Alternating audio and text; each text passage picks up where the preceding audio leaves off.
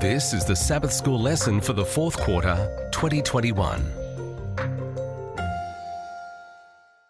Lesson 3 from the series Present Truth in Deuteronomy is titled The Everlasting Covenant, ready for teaching on October 16, and I'm Percy Harrold. Thursday, October 14, Other Images. Biblical scholarship has long recognized the similarities between Israel's covenant with God and other covenantal agreements between kingdoms. This parallel shouldn't be surprising. The Lord was simply working with his people in terms that they could understand. At the same time, the idea of a covenant, a legal agreement between two parties with rules and stipulations and regulations, can seem so cold and so formal. Though that element must indeed exist, God is the lawgiver, it's not broad enough to encompass the depth and breadth and the kind of relationship God wanted with his people. Hence, other images are used in Deuteronomy to help portray the same idea as the covenant between God and Israel, but just to give it added dimensions. Read Deuteronomy 8 verse 5, 14 verse 1, and 32 verse 6, and 18 to 20.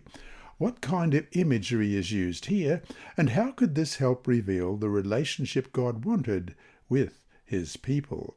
Deuteronomy 8 verse 5, You shall know in your heart that as a man chastens his son, so the Lord your God chastens you. And Deuteronomy 14 verse 1, You are the children of the Lord your God, you shall not cut yourself, nor shave the front of your head for the dead. Deuteronomy 32 and verse 6, Do you thus deal with the Lord, O foolish and unwise people? Is he not your father who brought you? Has he not made you and established you? And Deuteronomy 32 verses 18 to 20, Of the rock who begot you, you are unmindful, and have forgotten the God who fathered you. And when the Lord saw it, he spurned them because of the provocation of his sons and his daughters. And he said, I will hide my face from them. I will see what their end will be, for they are a perverse generation, children in whom is no faith. And then read Deuteronomy 4 verse 20, Deuteronomy 32 verse 9. What imagery is used here, and how too does this help reveal the kind of relationship God wanted with his people? So, chapter 4, verse 20 reads, But the Lord has taken you and brought you out of the iron furnace, out of Egypt, to be his people, an inheritance as you are this day. And chapter 32, verse 9, For the Lord's portion is his people, Jacob is the place of his inheritance. In each case, there is the idea of family, which ideally should be the closest, tightest, and most loving of bonds. God has always wanted this kind of relationship with his people.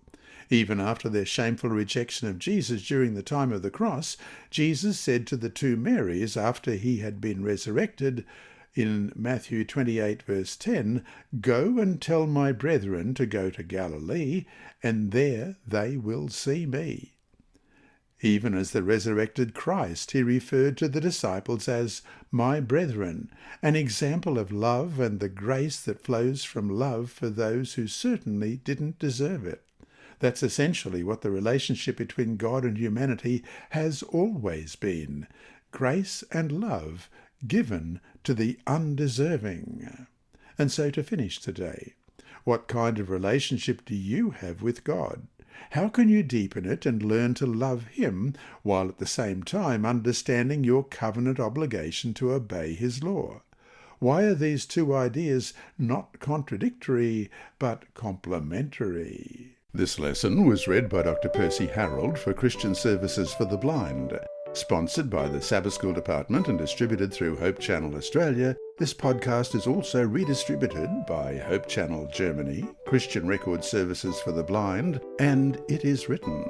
It is also available on SoundCloud and through multiple podcast distributors, including Apple iTunes.